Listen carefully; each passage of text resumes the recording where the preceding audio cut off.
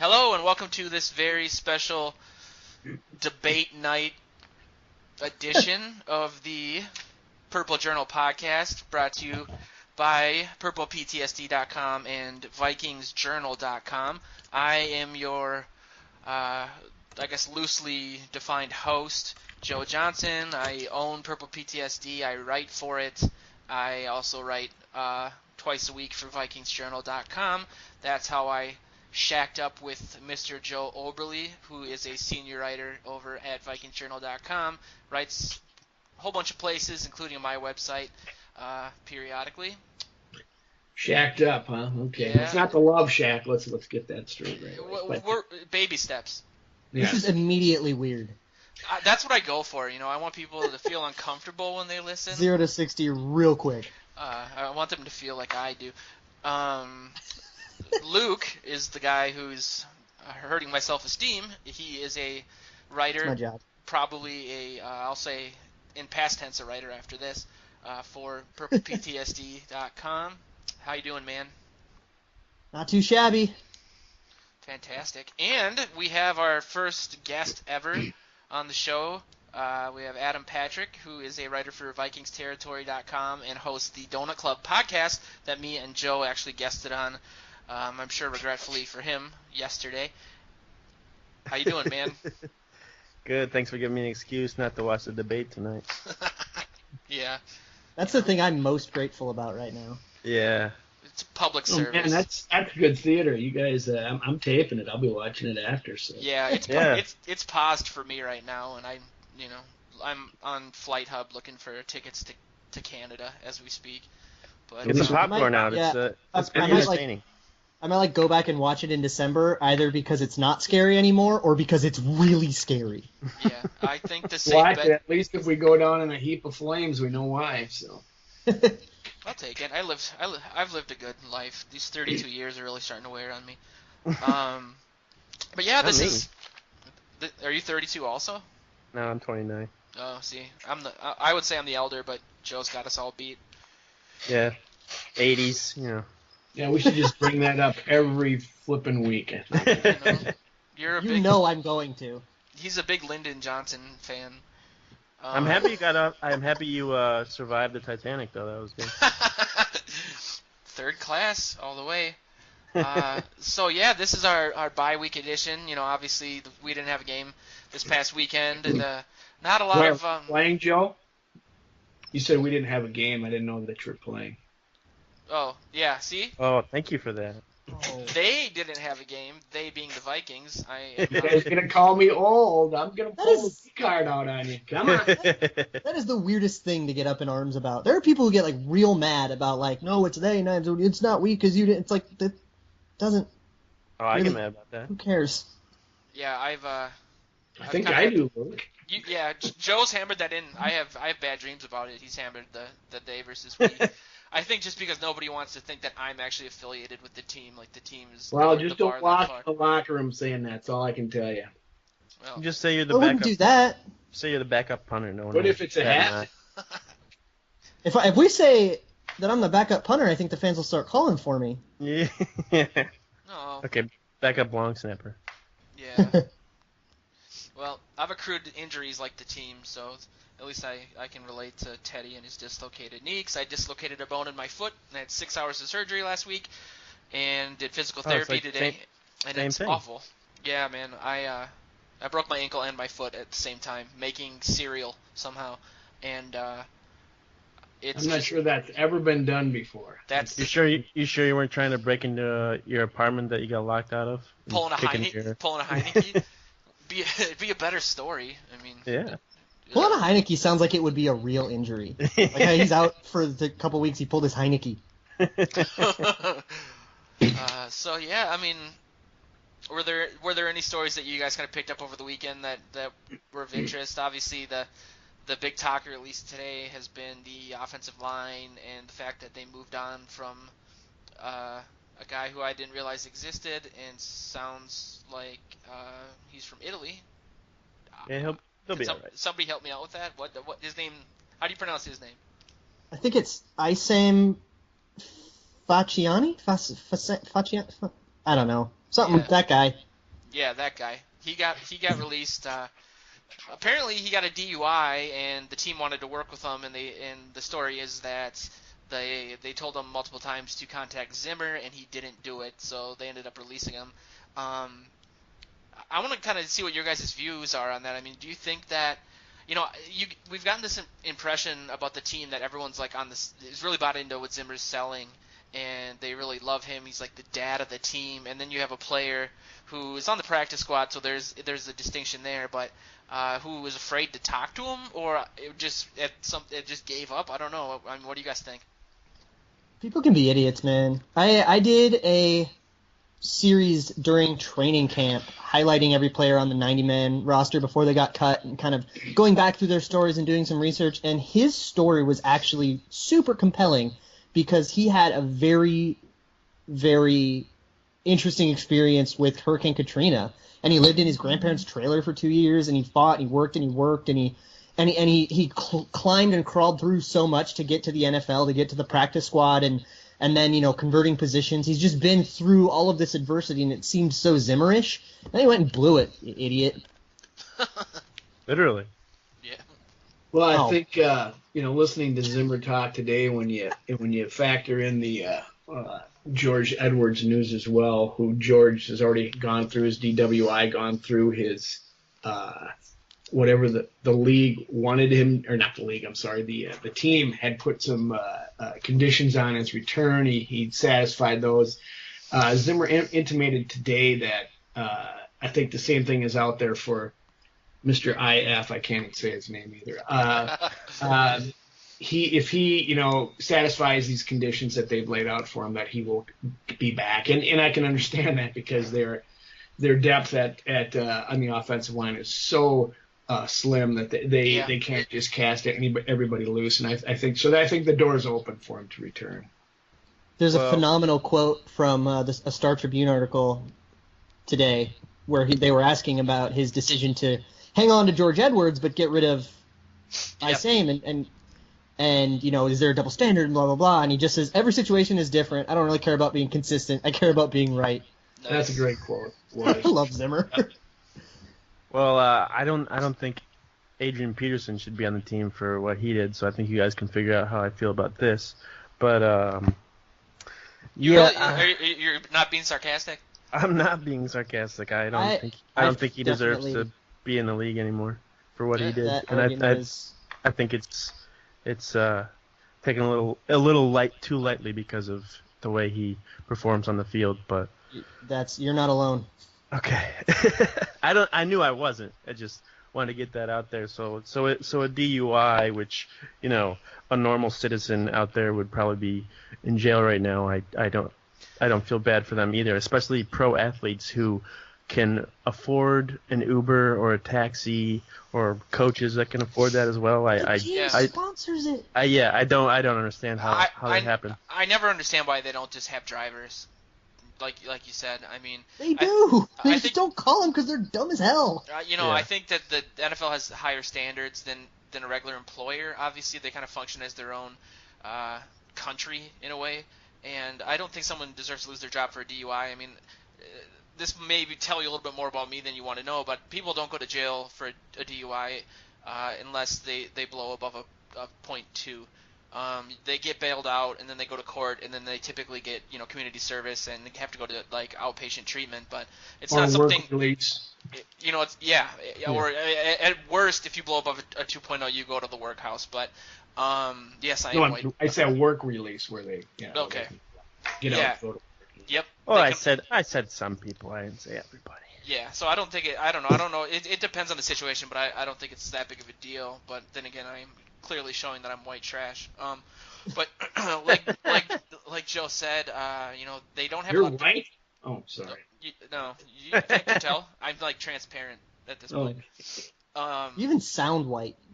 Thank you, or not? I don't know. That's probably neutral. Would I play the nerd in some sort of voiceover commercial? But I was trying to segue into an article that Joe wrote about the offensive line and how essentially there was a Sports Illustrated article this week talking about how Harrison Smith is the fulcrum of the defense, or the most important part of the defense, and Joe was saying that the most important part of the team is obviously the offensive line. I think we're going to go as far as the offensive line can take us, in regards to keeping Bradford healthy and in the running game too. So hopefully I'm explaining it well enough. But Joe, if you want to talk about that a little bit. Yeah. As the story went through, I basically turned it into a story on the offensive line, and it was interesting today in the locker room, that the players all play their little games with the media. Every Wednesday, we all come over there to interview them, and they like to run and hide during that time in the shower or wherever, and they send a few I don't know what the term is, drones out to ahead of to catch all the flack for the others until the time is over. And this day it was for some reason the offensive line. So I talked to Searles, I talked to Joe Berger and Jake Long, and it was just kind of interesting. They're offensive linemen, they don't have a heck of a lot to say, but it was interesting to see Searles get interviewed after a year of just as he described it, he says it's nice to not have, to be in here with all these cameras because, in the past he'd just be getting asked what it's like to have all these butts near his head because, they were interviewing the guy in the locker next to him. So they made it fun. But, I guess if there's there wasn't really any news, but, Long was talking about how he has been playing on both sides, and someone asked him if he was spent a lot of time with Alex Boone. And he said so. So I think if he does get in there, that it will certainly be on the left side, which is more of his natural position. They're all full steam ahead looking towards Philadelphia, and they once again have to establish some continuity, some chemistry with new players coming in. They always talked about that. Well, that takes time. Well, each time you add a new person, it takes more time. But of course, that wasn't the narrative today, So anyway, it was fun talking to him, but I really think it's huge. What their success dictates how the success of this team this year. Do you think? I think today was the first day that Long actually was in pads, or maybe it was yesterday. But do you think there's any chance that he plays on Sunday? Zimmer was asked that at his presser, and he said, I hadn't seen him in pads, so he wouldn't commit to it. And he says he always has, from day one, he's always said, whenever anybody asks him about, someone new, he goes, I want to see him in pads. I want to see how they react in pads. And admittedly, by Long, he's got some rust to knock off. But, he's been in the league for 31 years. He says Berger, who he played with in Miami, is helping him out with the terminology. And he's got Tony Sperano, who was his former coach. So he's catching up really fast. It's just probably – I think – you might see Clemmings and Searle start, and they may start working him in later in the game, and with an eye, if he's better, to take over in the following week. God, I hope he's better. If he's not better, this is a problem. Yes, it is. Well, I had a question about your article though, but don't you think maybe the quarterback is a little more important than the offensive line? Because if the offensive line can be good, but if Bradford goes down, it seems not going anywhere. Well, that's the whole point. I mean, I think if they keep Bradford healthy, then they will do fine, and that's up to the offensive line. The biggest question, the thing that could go, I see Bradford as a constant. I think he's going to be good and just getting better. I see the offensive line as very questionable, as very tenuous and precarious. And I don't know which way it could go. If they get another injury there, I don't know that they can sustain it because they don't have any cap space left. This, to me, is, in a fulcrum, it could go, up or down either way. I see, I'm assuming that Bradford's not going to run out and get himself injured running downfield, but I think he'll get injured because the offensive line doesn't protect him. Yeah, I read it as like the team has so many constants. The defense is so good that even highlighting Harrison Smith, it's hard to pick somebody out. I read it as the offensive line is the main variable that will determine our success because, like you said, Joe, Bradford is a constant. The offensive line is the only thing that is kind of up in the air, and so we're kind of just waiting to see how Long fits in. I'm surprised that they've been considering him for the right side. I don't know if they would. I don't think they are, Joe. I really don't think they are. I mean, he has played. He said that he's played precious little on the right side. He has. But no, Searles is playing decent. I think this is, as soon as he's ready to go, they'll put him in there for Clemmings on the left. And speaking of the Harrison Smith article, did you guys see the other Sports Illustrated article where the writer went with him to the Flying Cloud Airport and was flying around in a death trap airplane? I didn't see that. No, I did not see that. Yeah, Smith's got his pilot's license. He got it. There's video of it, and it's like, why, dude? Like, don't you know what team you play for? Like, yeah. It makes me so nervous, just the idea of him flying around Eden Prairie, and I guess he was taking all these risks over Lake Minnetonka, trying to dip the plane down, and it's like, whoa, come on, man. Do that when you retire. Yeah. He must have had that written into his contract extension. You would think so. I mean, they do dictate stuff like that. Like I said, the NFL kind of is its own beast, but wasn't there a thing in All or Nothing, the Cardinals, where the team president like flew players to something, and it was like, this, I don't see how this could go wrong. Yeah, I think he flew to games and stuff like that. It's like a hobby pilot. The owner. I think the owner had his pilot's license, so he would fly to games. I think if they were close. Yeah, my dad had his pilot's license when I was younger, and at the airport in Crystal, and he lost it basically because he didn't know how to follow the compass, and he had to fly over the highway and follow the way that he drove to the airport to get back to it. So they were like, "Yeah, you're done for," which is probably a good thing. But I think we had every week except for last week because I was broke. We take a question from our growing fan base, and if we answer it on the show, it's usually just my mom. But this week we actually got somebody named Bay Waynes, which is kind of a fun play on words. Love that. Yeah, that's a good fantasy football name. That is. His question or her question was, how does a team go about beating us, Joe? Us. So, how does a team go about beating the Vikings? I think that's a really good question. There's been a lot of analysis about them obviously going up against the Eagles, who we're going to obviously go talk about in depth. But, what do you guys think would be, first of all, the recipe to beat this team? And secondly, what team in the NFC do you think stacks up best against us? Well, if you get off the IR anytime soon, there's no way anybody's going to beat us. Thanks for that, Adam. I appreciate it. Dun dun. Well, actually, rim shot. So I don't know. I mean, I just have so much faith in this team. I don't really see what team in the NFC. Obviously the Cowboys are looking pretty good. They Seahawks. Get out of here with that. The Seahawks have a decent formula. Yeah, I could see that. I don't want the Vikings to see them in the playoffs. They don't play in the season, but if they in the playoffs, I don't like that matchup. Yeah, I mean, well, Russell Wilson is hurt, and so he's not as mobile. But I mean, I've watched two of their games, and they barely won. Granted, they were the first two games of the season, but they had to go on game-ending drives to beat Tennessee or whatever. So, they got it rolled now, though. I agree with Adam. I think their offensive line is down a little bit because they lost some players or something, and Russell Wilson, like you said, is gimping around, but he's getting stronger every week. He's still playing. They're still winning. Got Jimmy Graham, who's now playing. The defense is still the defense. That's a tough beat for the Vikings.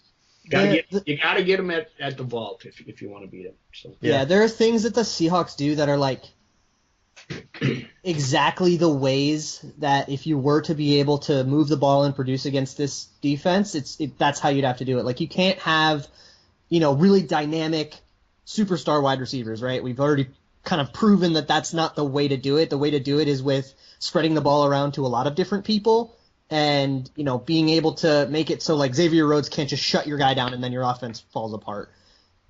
A good tight end is really important. And Jimmy Graham is able to be that receiving threat this year. I think, he's healthy and he's kind of coming along and he's been able to do that. And there's also something to be said for like quicker passes.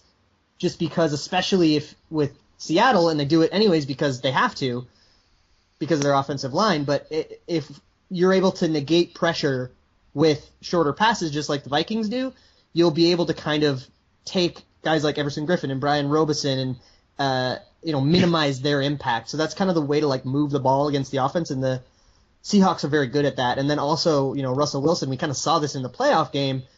He's just able to escape and extend plays and do the improvisational thing that frustrates the hell out of us. And so even if Everson Griffin destroys the left tackle, it's not always going to be a pressure or a sack because, Russell Wilson can extend that play and still turn it into a positive.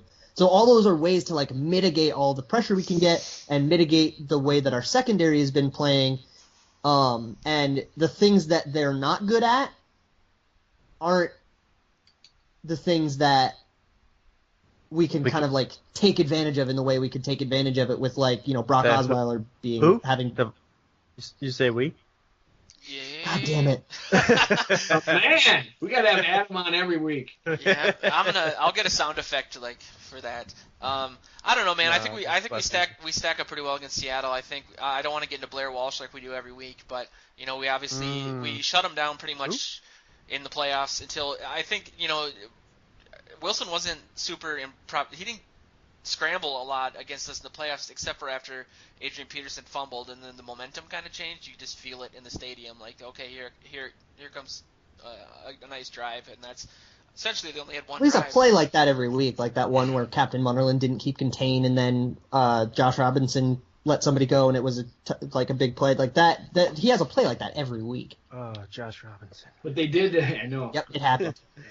They did have a good game plan with him, in that playoff game. They did contain him, but it's not going to be the same temperature wherever they would meet this year. Yeah, that's true. The Seahawks have also been doing all this year or whatever. I guess they haven't been doing a whole lot, but they've been winning still. But they've been doing it without Thomas Rawls. He's been hurt pretty much the whole year.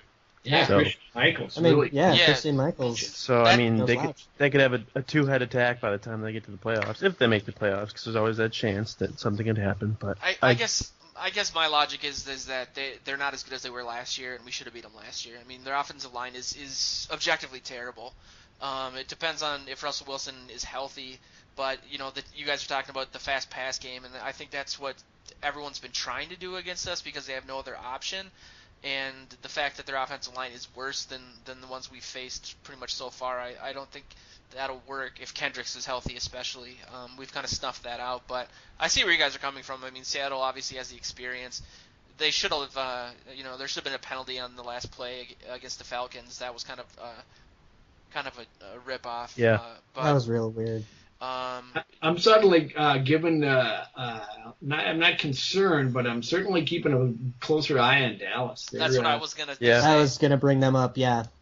They are a good team. They've had a couple of cupcakes, but they've also beat 3 teams that were in the playoffs last year, and they have a great running game. They have an incredible offensive line. The defense is doing enough, to help them out. And Dak Prescott, my goodness, I wrote about him for the Sports Post this week, and it's amazing what's going on over there, and it really bugs the living bejeebies out of me. I'm not happy about it.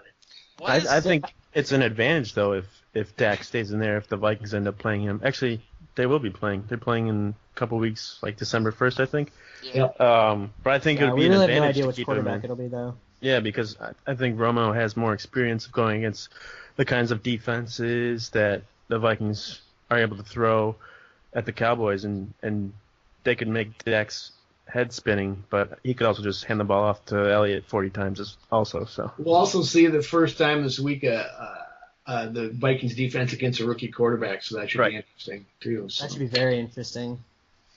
They always say that like the best way to see what flaws a team has is for them to lose their quarterback, and obviously Dallas was pretty terrible last year without Romo. They had a lot of just garbage quarterbacks filling in. But what is the main difference between this year and last? Is it just Dak and Ezekiel Elliott? Or I know they have a great offensive line, but is their defense something that we should be worried about? Or I mean, the quarterback and the running back are a pretty big impact. Their defense is fine. They have not a great pass defense, and their rush defense is better. Which they're not giving up any points here. They're like 7th in points allowed. So yeah, they're pretty good. They had a lot of injuries last year too. Yeah, wait till they get Dez back too. Yeah, well, they're going to get him back, but he's I don't know. I'm not going to say he's a cancer, but he might. It might be interesting to see how he mixes in with Dak Prescott if he comes back, and get me the damn ball, that whole thing. talking about with somebody earlier today about how you take a guy like Adrian Peterson or Calvin Johnson out of an offense, and suddenly that offense opens up and blossoms a little bit. So Ewing effect. yeah, you put Des Bryant back in there, who knows what will happen. So. Yeah, where's the Vikings' Larry Johnson? At least Dez isn't dry humping a field goal net. No, That is horrible. not this week. That you made a great joke once. The one time I think it was in the Packers game when he went and hugged it and it was like, okay, that was cute, and then just took it way too far. Yeah, I don't know. You're not funny anymore. Your joke died. Get a new one. I think people honestly think he has mental problems. That's the impression they were getting. It's not like, hey, he's making fun of all the media coverage. He's actually kind of losing his mind a little bit. He's slowly unraveling. He can score touchdowns though. Yeah, I mean, as long as he's not playing against us, he can, I guess. And that's a good segue because Mr. Luke Braun wrote a pretty awesome article this week, basically comparing the Vikings this year through 6 games to some of the historical great defenses that everyone talks about. And that's a big reason why 98 Vikings. Yeah. 98 Vikings weren't on there. 69 Vikings were. Oh, okay. Oh, sorry. So yeah, man. So I just wanted to look at the Vikings defense, and there's kind of been all of these comparisons circulating around with the national media with, they've got all these statistics that are similar with the 85 Bears, and do they compare to the Purple People Eaters, and kind of all of these different names start cropping up, and it sounds ridiculous, and I wanted to look at okay, how ridiculous is this? And I kind of looked at him in a number of categories of points per game and pass yards per attempt, rush yards per carry, sacks, and interceptions. And in all of them, they were kind of in the middle of the pack. And the pack was a whole bunch of unbelievable historic defenses between the 85 Bears, 2013 Seahawks and the Legion of Boom, the 91 Eagles, which I always like to include in those. 2000 Ravens on there? 2000 Ravens were on there, 02 Bucks were on there, and a couple others. And in all of those statistics, they kind of held their own. They looked like they belonged. And I also, in that article, because I don't think you can really be a historic defense if you're not the best defense in the league for that year, I also included some of the other defenses that people would argue, if you were to argue that there's a defense in the league that's better than the Vikings, it'd be like Denver or Seattle. And I actually included Philadelphia in there because I wrote this before last week and they kind of put up a stinker. And in all 3 of those cases, there was at least one category where they just didn't look like they belonged. They just didn't generate interceptions at the same rate, or they didn't generate sacks at the same rate, or they just didn't stop the run the same way. And the Vikings, of the 4 2016 teams that I put in those lists, were the only team that looked like they belonged in all of the categories that I looked at them for. Wow. And I think not only is that really encouraging, just oh my God, we're playing at a historic level, but it's also encouraging, we went into this season with the Seahawks that are largely the same as the 2013 team, the Broncos that, had it look honestly better than the team that carried them, the defense that carried them to the Super Bowl last year, and then a couple other up-and-comers like Philadelphia, and we're just towering above all of them. There's actually something that went up on that I saw on Twitter today. It's just this bulleted list of all of these different defensive categories, and we're first and second in all of them, and there's 20. And it's turnover differential and all of these DVOA statistics and weighted defense and yards per game and first downs, and we're first or second in everything. When does that ever happen? Luke, how are they compared to all those guys in points allowed, which is kind of the big one? I don't know off the top of my head, but let me pull up the article and I can tell you. They're 7 of 10? 6th or 7th of 10, toward the middle. Who was what did you say? Where? I'm sorry. 7th of 10. They're towards the middle. They have currently allowing 12.6 points per game. What's the lowest team ever?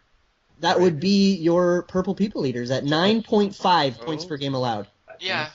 Well, you got to think about. I mean, I'm sure you talked about this too, but the style of play is different. The NFL is completely different than it was in '69. So that's kind of actually makes them more impressive, considering how this is more of a passing league and the rules have changed so much. That you can't barely touch a receiver anymore. So That's for me. I don't honestly ever recall being this confident in a Vikings defense to the point where like I'm not actually nervous watching the game. It's just like you just know that they're not going to blow it. I mean, there's been one or two freak plays, Wait a minute. But I know, man. I should be knocking on wood, but I'll knock on my future peg This is leg. dangerous. I'm knocking for you. It's only week 7. Yeah. So you're not afraid of the Atlanta Falcons then? Segueing back to your previous question. Me? No, I'm not. Okay. No. We played them last year. Obviously, they started hot last year. They fell apart. I don't know. I mean, I feel like Matt Ryan's going to fall back to earth. He's the only quarterback that's playing better than Bradford, pretty much, and his numbers are amazing. I mean, he's got Julio Jones and everything. He's got 2 great running backs, but at this point, I'm getting cocky, which means I'm going to be extremely disappointed. And yes, you are. Bradford's constant, and Matt Ryan's going to fall back to earth. Their defense is pretty. What a bad, though. world where that take isn't ridiculous. I mean, it is pretty ridiculous, but at the same time, it's somewhat ridiculous, but it's not as ridiculous as it should be. Yeah. This season is weird. It doesn't feel real to me, man. And maybe that's because I'm on a lot of painkillers, but it's like what is going on, man? I'm so happy. What was the season where the Vikings started? What was it, like 6-1? And then that would be 2003. They started 6-0 and then fell back to earth. Yeah. Went to 9-7 and missed the playoffs on that Nate Poole game. I'll never forget Nate Poole and Josh freaking McCown.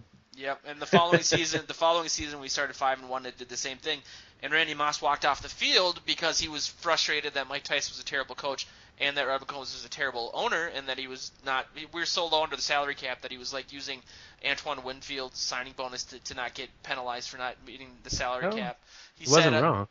He said he didn't want to spend anything on defense because he thought we had a championship level defense that year. No, because he was selling the team. That's why. Well, he's a complete scam artist, but that was the shoot the moon year. That was the year we went to Lambeau and beat him in the wild card.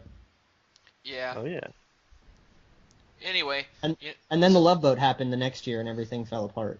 Oh God! And the Love Boat led to Childress, and Childress led to me drinking more, and it's just that's why I'm happy. It's just we've come out of the darkness. It's like people that are happy about the new Star Wars movie. It's cliche alert. Long season, and it also depends on who you get them, who you play, and when you play them. So yeah, there's a lot of randomness in the NFL. We're basically going to the playoffs unless we fall apart 2003 style, but the odds of that are very low. And assuming we do go to the playoffs, it depends a lot on who we play, where we play, because we're not guaranteed to win the division by any stretch of the imagination. And there's just a lot of randomness. Even if we, end up with the 5th seed and play some team that didn't deserve to be there or something like that, or we play a team that we're heavily favored against and we would win, 8 of 10 games, sometimes you land on the other 2. There's a lot that can go wrong that has nothing to do with how good our team is. Yeah, hey, Luke, what position do you play on the Vikings? I haven't seen your name on the roster. Yes. Sorry, I gotta do it. I just realized I'm gonna keep saying it just to mess with you.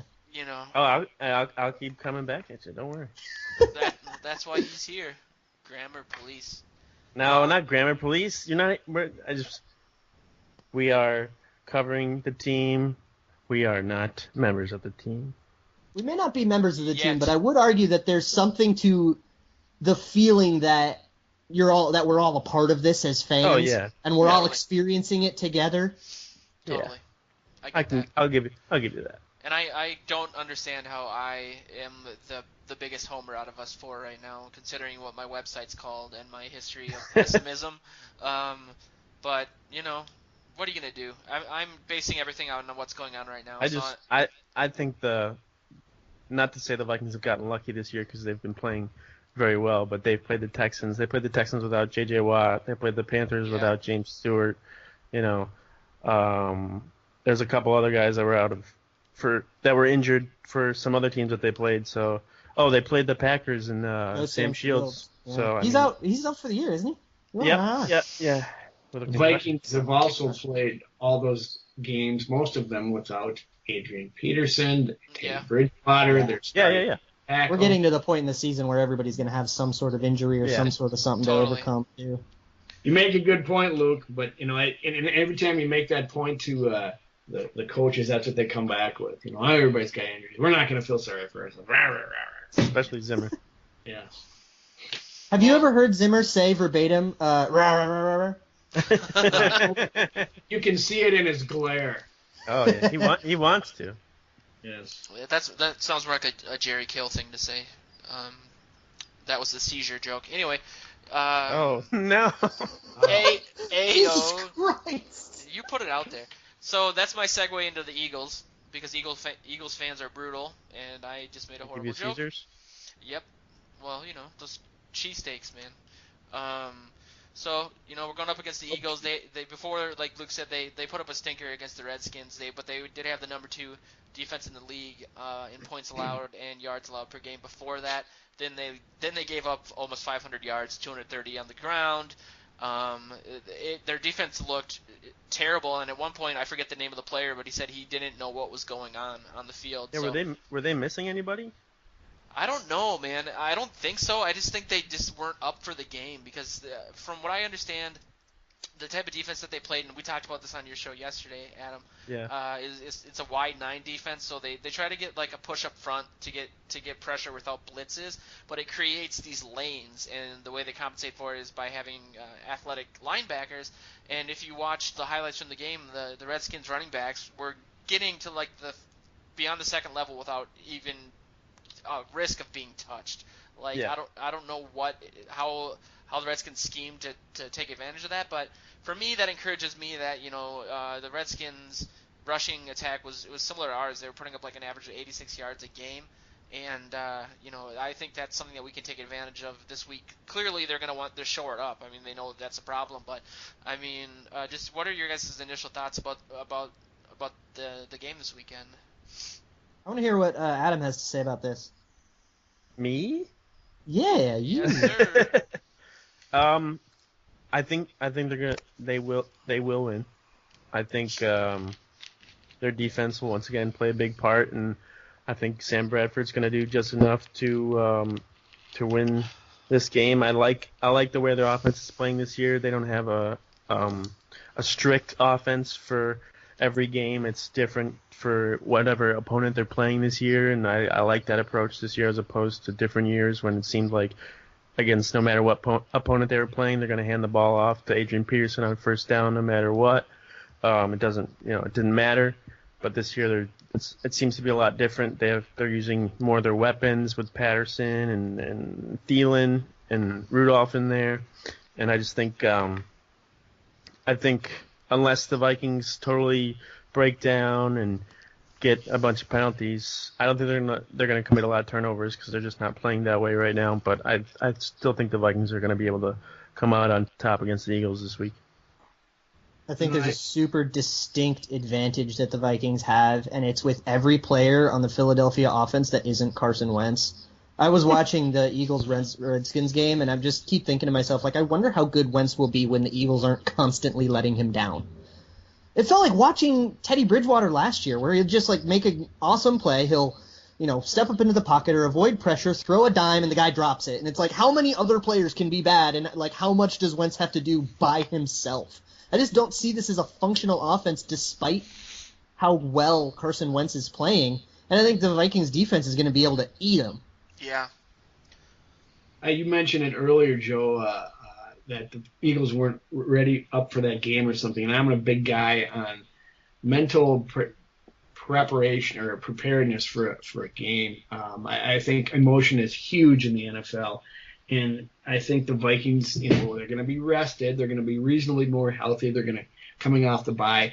And Bradford, whether he's this kind of guy or not, is definitely going to go in there and enjoy sticking it to the team that cast him aside after a year, And I think he's going to have a great game, actually. The defense is going to Zimmer is going to dial up some stuff that's going to confuse this rookie. I know that Wentz has been great, and I think he's good at reading defenses, and he's good at getting the ball out quick.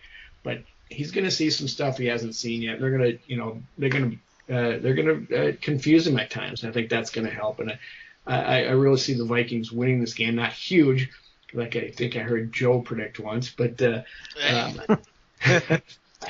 I recall from last night. But I think. Well, I just want to say that I've been right. I've been the closest to predictions like every week since the show started. So you're calling it for 41 this week. Yeah, well, we figured it out. It's not going to all come from the offense. Yeah, That's true. Yeah, we did. And I think, like you said, Joe, man, Bradford's going to go in there. He's got a chip on his shoulder. It's like a poor man's Favre return to Lambeau. I think that he's just going to light things up. I think the fact that Diggs practiced today is encouraging.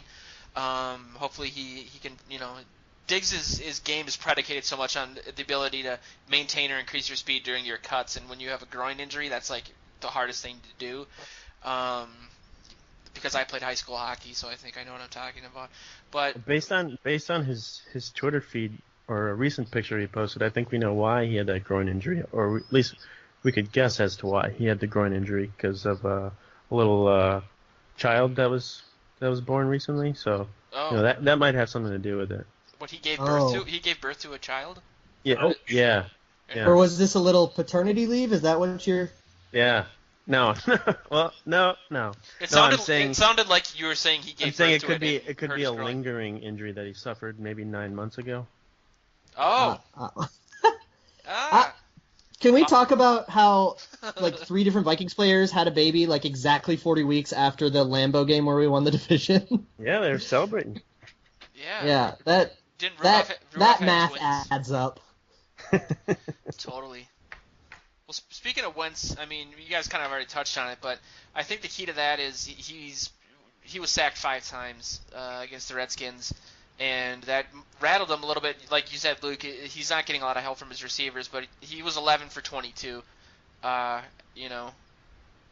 there's so many dimes that were either lost contested balls that should not have been lost. That the defender was able to come in and break it up, but better positioning or better ball skills would have made that an easy catch even for an average receiver.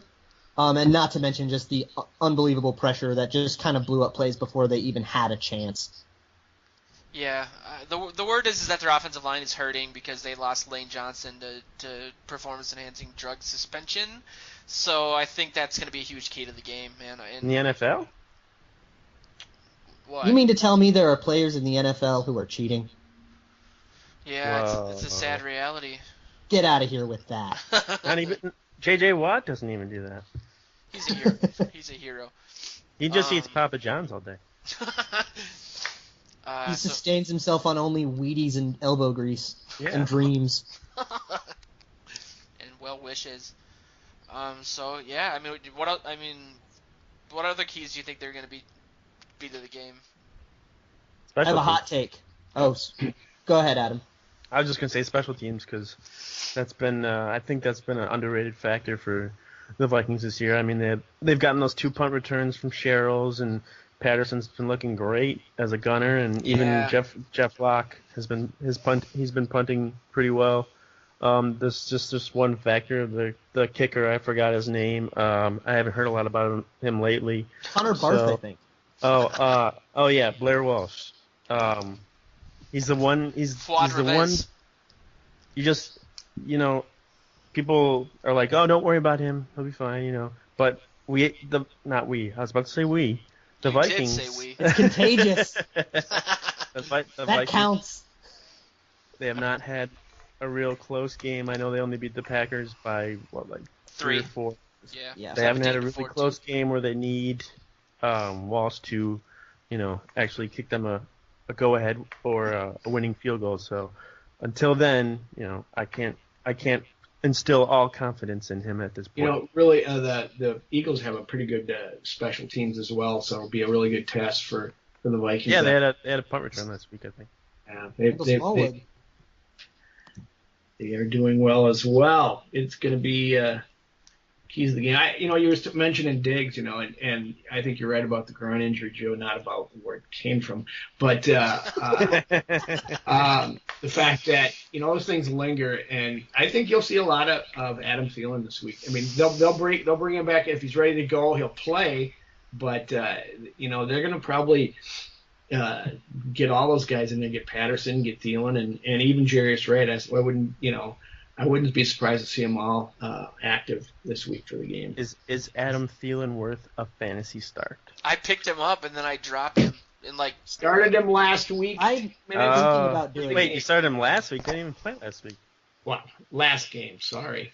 I'm sitting there at the stadium, and all of a sudden I see the Diggs not active, and as I said, and Adam was getting the start, so I just picked him up, put him in, and got the win. It was quite nice, actually. That worked out. Yeah, relevant to that, I actually had. Oh, sorry. What's up? I just said Joe beat me in our fantasy league, so that's why there's so much tension. I'm gonna tease an upcoming piece that I've been working on that is very relevant to the fantasy world and the Vikings wide receivers, and it's just a piece about snap counts. Where did Diggs get his injury? What? It's about snap counts and just kind of what we can discern by snap counts, and it's kind of interesting. We had all these preseason storylines of that we were kind of harping on of, how much play is Trey Waynes going to get and how much play is each wide receiver going to get, and is Patterson going to get play and is Treadwell going to get play, and those things are kind of starting to answer themselves. And not to mention, there's a fascinating relationship, almost perfectly inverse relationship between Captain Munderland and Chad Greenway's snap counts. And if you look at the teams we play, it's very interesting to look at just how much we were in the nickel and how much we were in the base, and how completely inverse those two snap count relationships are. Because they take Greenway doesn't play during passing downs, pretty much. He's pretty out much there not. for Yeah. runs. Yeah. Only out there for heavy running sets, and he got the most play in the Tennessee game, obviously, because we wanted to stop DeMarco Murray, and then the second most play in the Carolina game for more obvious reasons. But in terms of the wide receivers, it's very interesting to see how the Vikings have reacted to different events. There's an inverse relationship between Charles Johnson and Cordero Patterson's snap counts that suggests that Cordero Patterson, for the foreseeable future, has usurped Johnson as the starter, and that Adam Thielen has really, really solidified himself as the second most important wide receiver on this team. Definitely. Whoa. Whoa. What? Yeah, I don't doubt that about Thielen's. What's his name? Zimmer said many times he can play every position of the receivers on the side on the offense, and so that makes him so valuable. And Zimmer, they use him constantly in different places, and last week they used him as a starting wideout, and look what they got. It's I just see the ceiling just raising for him. I'm excited. He does. You guys think they should line McKinnon up more as a receiver? I'm surprised that they don't, considering people thought that he was going to be like the LT of the team. I would love to see him do more of what Chester Taylor used to do back when AP was a rookie, where he would just kind of run 5 yards and turn around as a safety valve, and we'd always pick up first downs that way. I think that would be great because, McKinnon is getting a lot of praise for the way he's played, despite the fact that he's not putting up a lot of yards. And the reason people are saying that is because he's juking people in the backfield, which is great for him, but it just shows that the offensive line hasn't played that well. So I think lining him up as a receiver would be great. Or, like I said last week, I think it would be awesome if they, during the Wildcat, actually used his arm, because he's obviously a college quarterback, to I want to see him throw a pass so bad. It's gonna happen. He was an option quarterback. He wasn't. He wasn't like Jameis Winston back there. For sure. The worst part of me wants to see Jerick McKinnon throw like a 9-route to Sam Bradford. I feel like that should happen at least once this season. They should. I want to see it so bad. Hopefully, it's a horrible idea for so many reasons. What is wrong with you guys? If they throw a pass to Sam Bradford, I am done. No. I never said it was a good idea. Not to Sam Bradford. I just want to see it. The worst part of me wants to see it. God, you guys, we're on the cusp of greatness with this team. Don't screw with it. Oh, see, I knew I wasn't the only optimist. Just let me finish. I said they should do it if they're up by like 30 points. Yeah, what do you think the defenders would do if they saw Bradford out when they're up by 30 points, out catching a pass? Throw a fake to him. Clock. They would kill him. We could throw it. Yeah, have him run a slant across the middle. But at that point, Sean Hill should be in. So then it would be even more fun if they threw a pass to Sean Hill. Oh my God, I would lose my mind. Okay, no objection with that.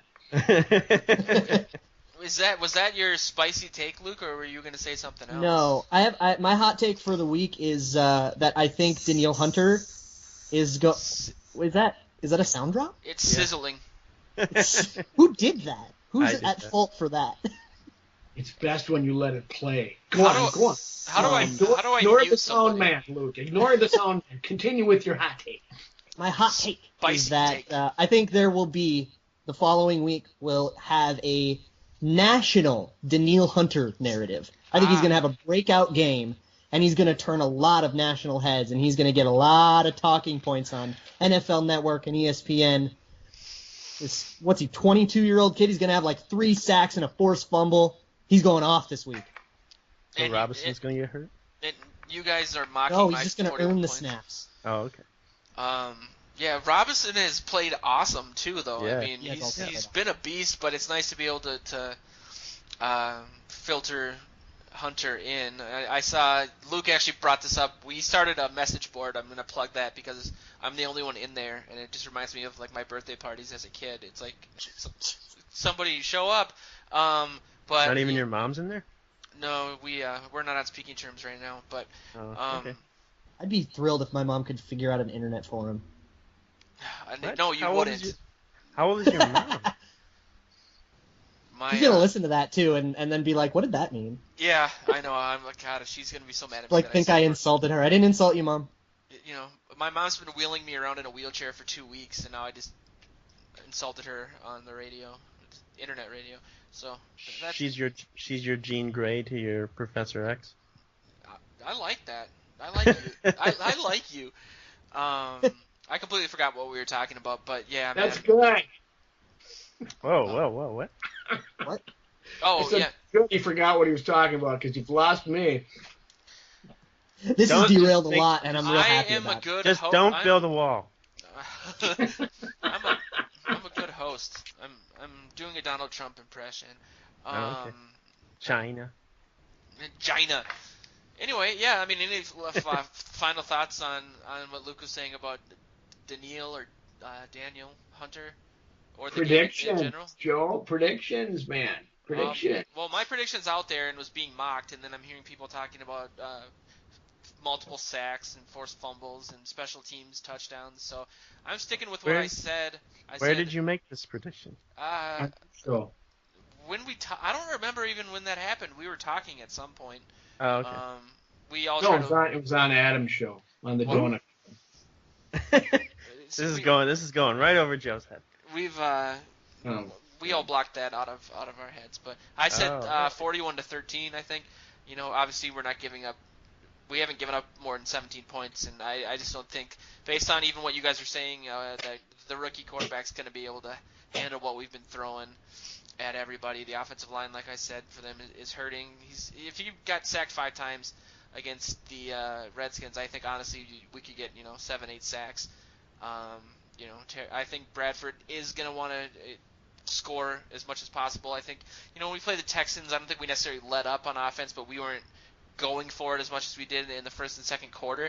I think with Bradford coming back and his situation, I think they're going to try to pull a Belichick and just light them up. So I'm excited to see it. I'm clearly overconfident and priming myself for disappointment that will probably end this show because I can't Such even a imagine Vikings fan. doing this if they lose. But yeah, man, I'm going 41-13. Luke, you're up. I don't see us being able to put up 41 on this defense. They're still a very good defense. They put up a stinker against Washington, but they're still like 6th in the league or still top 10. They're still very good. And, we still have a couple of pretty critical offensive wrinkles that need ironing out. And I don't think, Fletcher Cox is going to let us do that. That said, I don't think their offense, I see this very similarly to the Houston game where I just don't see how their offense can sustain any sort of success. I also think this one could get kind of weird with, a defensive touchdown in there or a large number of field goals and some weird scores. I'm going 22-12. Yeah, I mean, just to build off that, I think my rationale is with their offense not getting anything going, that our offense is just going to get a ton of opportunities with the 3 and outs. The other teams getting, starting the game with 5-6 punts. I just see I'm sorry.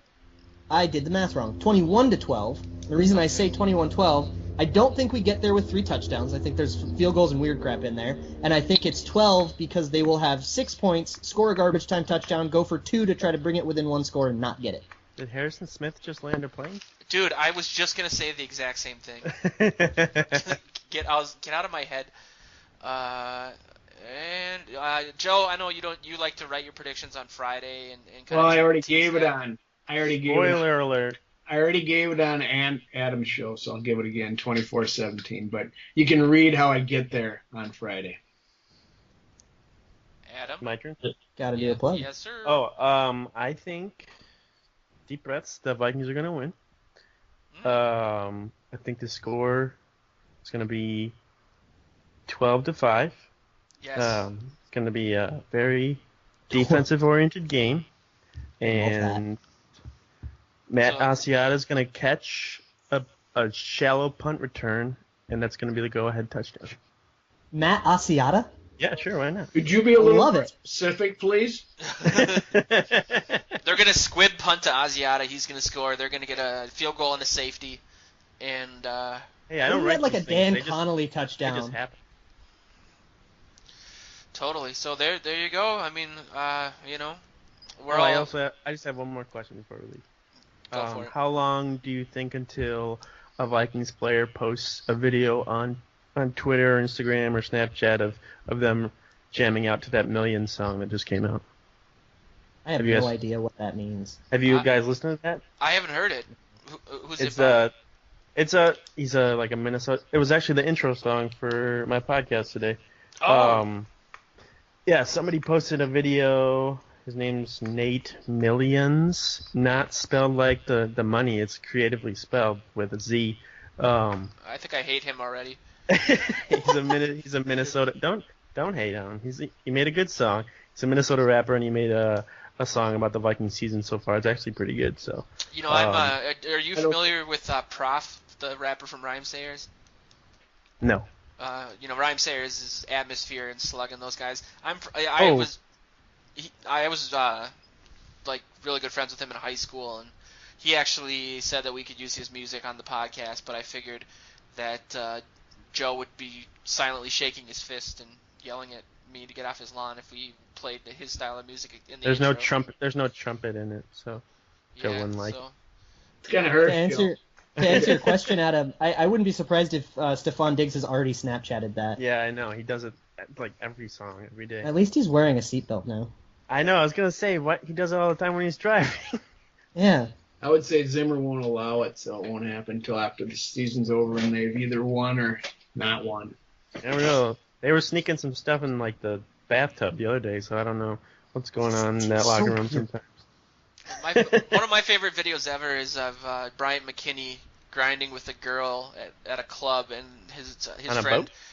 It could have been a boat. It's but not the bye week anymore. His friend just kept yelling, "Get him, Mac! Get him, Mac!" And I had Big Mac. That's gonna be on the show next week. That'll be our one soundbite, other than the sound of a gallows opening, because of every time that we say we instead of they, we're gonna be punished for it. But yeah, that's right. That's right. I think we'll wrap the show up now because it's clearly turned into kind of a disaster. I did want to bring up that I had an interview with Mr. Boehringer, the practice squad German, that I rooted for heavily, and that me and Joe used to argue about. I will say that I thought Boehringer would be on the team in the place of Adam Thielen this offseason. I bring that up just because I want people to know that I have no credibility, and I'm embarrassed every time he catches the ball. That's why I added him and then deleted him from my fantasy team, because I just couldn't handle it. But yeah, it's a semi-interesting interview. He didn't answer any of the deep questions that I asked, but he did say that he likes Juicy Lucy's, so that's something that who doesn't bring it. I don't know. I had Maybe? I had one recently that it tasted weird. I don't know, something was wrong with it. From Matt's? No, me and John Bonus went to the 5-8 Club. Name Their drop. Mats are so much better than 5-8 Club. In fact, I always get them mixed up, and I know there's that one of them's the right answer, but I always forget which one it's. Matt's is the right answer. Matt's is the right answer, but yep. I went. Hands down, it's awesome. Well, we've got In-N-Out on the West Coast, so I don't really care about your Juicy Lucy's. Actually, Juicy Lucy's are a lot better than In-N-Out, but In-N-Out's still great. I went to high school 2 blocks away from Matt's bar, so I'm kind of biased. But yeah. In-N-Out is always good, but not necessarily after burgers. Was that? Oh, did I really say that? Sorry. I like Jack in the Box. I was in San Francisco, and you can get like a huge heart attack burger at like 7 a.m. I was really impressed by that. I'll tolerate Jack in the Box, but who likes Jack? Who's like, you know what I like? Jack in the Box. It's fine. I just said it, and I'm standing by it. That and my Adam Thielen Bullringer take. I'm going to the grave. Gotta be a hot take. Yeah, I was such a rube when I was in San Francisco. It was embarrassing. I was wearing windbreakers that said "I Heart San Francisco" on them. I don't know how I didn't get knifed. Anyway, yeah. So.